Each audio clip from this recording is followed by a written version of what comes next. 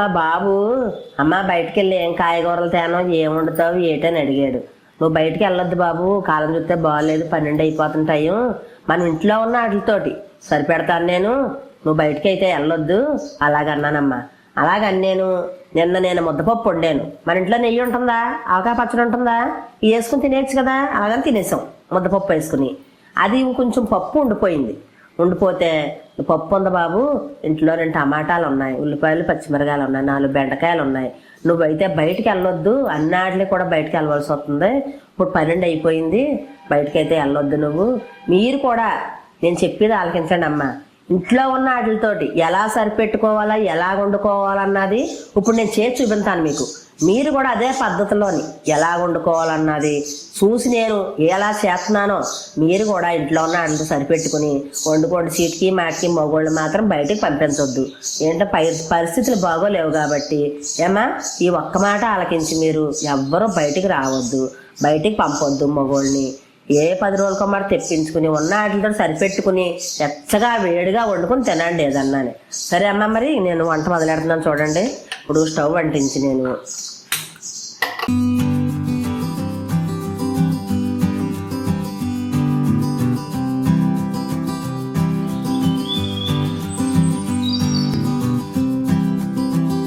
ఇదిగో చూడండి అమ్మ, నేను ముద్దపప్పు వండుకున్నాం. పచ్చడి ఉంది కదా, నెయ్యి ఉంది ఇంట్లోని అని ఈ ముద్దపప్పు కొంచెం ఉంది కదా అమ్మ, పప్పుచారు కింద పెట్టేస్తాను అలాగని. ఇదిగో నిమ్మకాయ అంత చింతపండు నానబెట్టుకున్నాను, శుభ్రం కడిగేసుకుని ఈ చింతపండు పులుసు వేస్తాను ఇందులోని. మీరు కూడా అమ్మ ఏదైనా సరే చాలా బహు జాగ్రత్తగా మాత్రం ఉండాలా.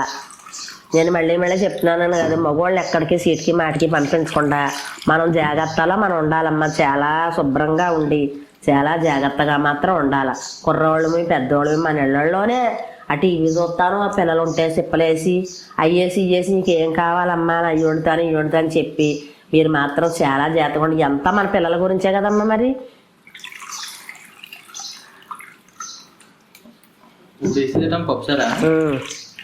చెప్తాను తర్వాత వాళ్ళతోటి. మరి పప్పు కలాలి కదా, అందుకని ముద్దపప్పు కదా మరి, అందుకని చేత్తో కలుపుతున్నాను అనమాట. నేను చెప్తాను కానీ నేను వేసేటప్పుడు నేను ముద్దపప్పు ఉంది కదా అని చెప్పాను కదా. మామూలుగానే ఇంట్లో పప్పు ఉంది కాబట్టి అలా చేస్తున్నాం. పప్పు లేకపోతే పప్పు వేసుకుని పప్పు చేసేసుకోవచ్చు.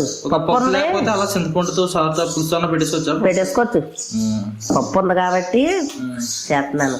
ఏమ్మా ఇప్పుడు ముద్దపప్పు ఉంది కాబట్టి నేను అలాగే 4 బెండకాయలు ఉన్నాయి, ఉల్లిపాయలు ఉన్నాయి, పచ్చిమిరకాయలు టమాటాలు ఉన్నాయి, అలాగ నేను ఇలా సరిపెట్టి చేస్తున్నాను కాబట్టి మీరు కూడా చిటికి మాటికి మగవాళ్ళు బయటికి పంపించకుండా మీరు ఇలా సరిపెట్టుకుని మన ఎచ్చగా వేడివేడిగా వండుకుని మరి తింటారు కదా. మీరు ఇలాగ మన ఇంట్లో ఉన్నట్లు సరిపెట్టుకుంటారని ఇప్పుడు నేను వండి వీడియో చేసి చూపిస్తున్నాను అనమాట మీకు.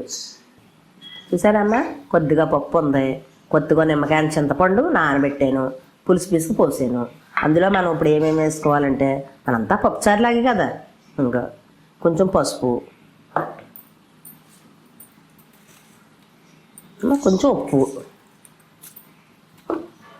కొద్దిగా కారం, అలాగే మనం ఈ ఉల్లిపాయలు పచ్చిమిరపకాయలు కోసుకున్నాం కదమ్మా, ఇవన్నీ వేసేసుకుంటే ఇదిగో శుభ్రంగా ఉల్లిపాయ కడుక్కుని చిన్న ఉల్లిపాయ రేకలు కోసుకున్నాను, 4 పచ్చిమిరపకాయలు చీల్చుకున్నాను. చూసారా, 4 బెండకాయలు ముక్కలు కోసుకున్నాను శుభ్రం కడుక్కుని. మనం ఎన్ని ఇందులో కడిగేసి శుభ్రంగా వేసేసుకున్నాం అనుకో అన్నీ మరుగుతాయి, ఉడుకుతాయి కూడా. అని కొత్తిమీర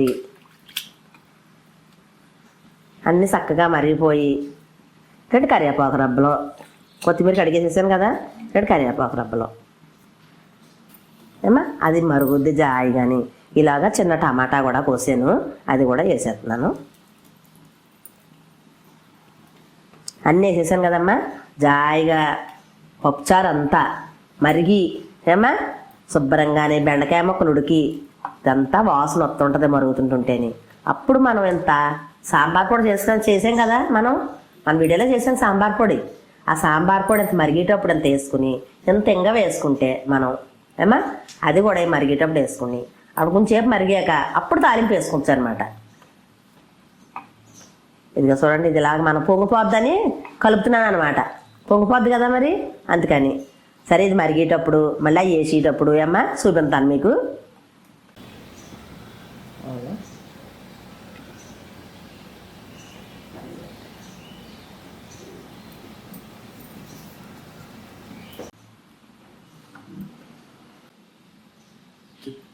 చూడండి, సాంబార్ పొడి వేస్తున్నాను అనమాట. పప్పుచారు మరుగుతుంది కదా మరి, సాంబార్ పొడి వేస్తున్నాను అనమాట. ఇదంతా కూడా శుభ్రంగా మరుగుతుంది. ఈలాగా మరి మనం కొంచెం ఇంగవ కూడా వేసుకోవాలా. అది కొంచెం ఇంగవ కూడా వేసేది. అదంతా మరిగి బెండకాయమో ఉడికిన తర్వాత అన్నీ చెప్తాను మీకు తాలింపు వేసేటప్పుడు. పప్పుచారు అయితే మరిగిపోయింది ఏమ్మా, అది చిన్న మంట మీద అలా మరుగుతుంది. ఇప్పుడు యువతల పోయి మనం తాలింపు వేసుకోవచ్చు. ఈ స్టవ్ కూడా అంటించాను ఏమ్మా, చిన్న పెనం పెట్టాను. అలాగే మనం గాను నూనె తెచ్చుకున్నాం కదా మరి, ఆ గాను నూనె కూడా వేసుకుని ఒక సుక్క చూసారా వేసి ఆ నూనె మరిగిన తర్వాత మీకు ఏమేమి వేస్తున్నానో తాలింపులు అన్నీ చూపిస్తాను.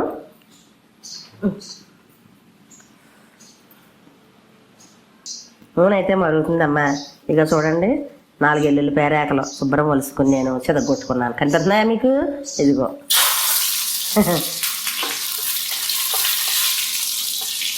నాకు గాను నేను చాలా కమ్మగా వస్తుందమ్మా. ఏమా 4 కరివేపాకు రబ్బలు, 2 ఎండుమిరపకాయలు, కొంచెం జీలకర్ర, కొన్ని ఆవాలు. మా అబ్బాయికి తాలింపు తుమ్ములు వచ్చేస్తున్నాయి. మా అమ్మ వంట చేస్తుంటే ఎంతో సరదాగా మాట్లాడుకుందండి. బయట పరిస్థితి చూస్తుంటే, బయట ప్రజలు పడే కష్టాలు అవి చూస్తుంటే ఏం చేస్తామమ్మా చెప్పు. ఏది చేసినా మనలో ఏమని చెప్పు, మనం ఉండి జాగ్రత్తలో మనం ఉండడమే. నాకు అంటే మా ఫ్రెండ్స్ ఉంటారో తాడిపత్రిలో మా గుర్తు పెరిగిన ఊర్లో వాళ్ళ స్టేటస్లు పెడుతుంటే ఏగిపోయిందమ్మా. స్టవ్ కట్టేస్తున్నాను. ఈ స్టవ్ ఆ స్టవ్ని ఇందులో వేసేస్తున్నాను పోపులు.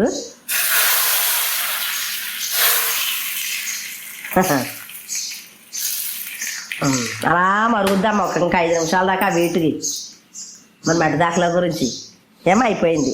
పప్పుచారు తాలింపు పెంచేపు మనకు ఉన్నంతలో అలా చేసేసుకున్నాం అనుకో, గబుక్కుని అయిపోద్ది. మన ఇంట్లో వడియాలు ఉంటాయా, అప్పడాలు ఉంటాయా, ఏదో ఇంట్లో ఉంటాయి కదా, వేపుకుని అలా సాంబార్ పప్పుచారు కానీ చేసేసుకుని అలా చక్కగా వేడివేడిగా మనం తినే టయానికి వేడిగా వండుకుని, వేడిగా మాత్రం తినండి. మీరు పొద్దున్న తిన్నా, సాయంత్రం తిన్నా, టిఫిన్ తిన్నా, భోజనం చేసినా సరే వేడి వస్తువులే వండుకుని తినండి ఏమ్మా. చాలా జాగ్రత్తగా మాత్రం ఉండండి. మరీ చెప్తున్నాను. మనం ఎంత కష్టపడి చేసింది మన పిల్లల గురించే కదా, అంత గురించని చాలా జాగ్రత్త మాత్రం ఉండండి అమ్మా.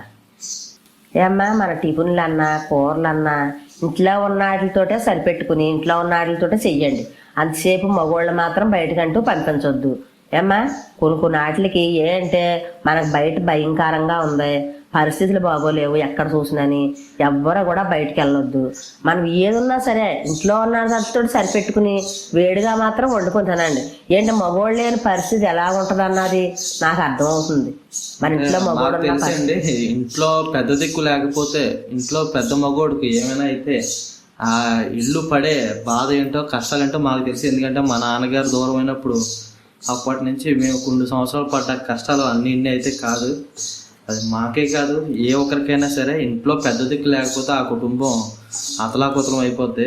దయచేసి ఎవరో కూడా పెద్దోళ్ళని మగవాళ్ళైనా సరే బయటకు వస్తామని అయితే పంపించకండి. ఏ ఉప్పులో వెళ్ళినప్పుడే 4 తెచ్చేసుకుని ఇంట్లోనే ఉంచుకోండి. ఎందుకంటే ఇప్పుడు మనం ఎదుర్కొంటున్న బాధ అది వచ్చి ఆ ఫ్యామిలీ ఎన్ని అవస్థలు పడుతుందో చూసే వాళ్ళకి తెలుస్తుంది, పడే వాళ్ళకి తెలుస్తుందండి. బయట ఆషామాషిగా ఆగతాయితనంగా తిరిగే వాళ్ళకి అయితే ఏమీ తెలియదు. దానివల్ల బాధపడే వారికి తెలుస్తుంది. సరే అండి, ఇంక ఇలా చెప్పుకుంటే వచ్చి అలా ఉంటుంది.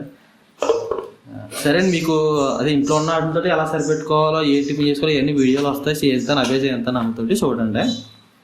సరే అమ్మ, మరి మన ఇంట్లో ఉన్న పప్పుతోటే నేను ఎలాగా పప్పుచారు చేసానో, మనకి అందులో ఏమేమి వేసానో అన్నీ చూపించాను. ఇలాగే చేసుకోవాలని కూడా అన్నీ చెప్పాను. అమ్మా, మీరే ఇలాగా నేను చెప్పిన వాటితోటే మీరు వీడియో చూసి ఇవన్నీ కూడా పాటించి మన జాగ్రత్తలు తీసుకుని చాలా జాగ్రత్తగా ఉండాలి. ఏమ్మా, మన పప్పుచారు కనుక నచ్చినట్లయితే మన వీడియోకి లైక్ చేయండి, షేర్ చేయండి, సబ్స్క్రైబ్ చేయండి, పక్కన బెల్ టచ్ చేయండి. Bye bye. చూసారండి అమ్మ ఇదివరకు ఎంత యాక్టివ్గా ఉండదో, ప్రస్తుతం పరిస్థితులను బట్టి మాట్లాడడానికి మాకు మాట్లాడట్లేదు, జోకులు కూడా రావట్లేదు, అంత ఘోరంగా ఉంది పరిస్థితి.